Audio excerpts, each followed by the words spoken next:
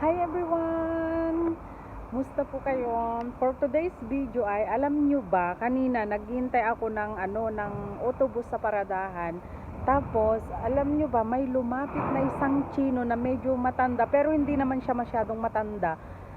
Inaalok niya ako ng halaman, ito daw oh. Sabi niya, dinelo, dinelo, sabi niya. Tapos, tinanong ko kung magkano. Ang sabi niya, 3 euros daw itong isa. Sabi ko, wala akong barya. Kasi ang ginagamit ko ay tarjeta. Pero mayroon akong barya na 1 euro and 85 cents yung nasa wallet ko guys, yung sukli ko kanina. Tapos sabi niya, okay lang yan. Sabi niya, dagdagan mo pa ng 1 euro. Sabi ko, wala na, ito lang ang sabi kong ganon. Tapos etong kasing maliit, 3 euros ang benta ko, sabi niya. Sabi ko, Luciento kasi wala. Sorry, wala talaga, sabi ko.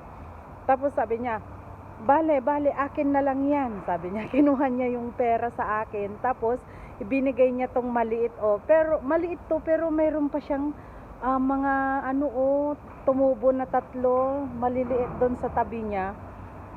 Kaya, sabi niya, swerte daw to. Kaya, kinuha ko na lang din, guys.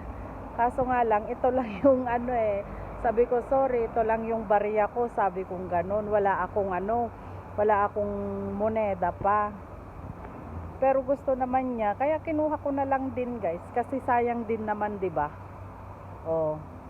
Bago ako pumasok, kaya dala-dala ko to. Papasok na ako Anong oras na? Kailangan ko na mag-time in guys. Kaya tingnan ninyo may dala ako papasok sa trabaho. Pero okay lang yan. Bye! Thanks for watching everyone!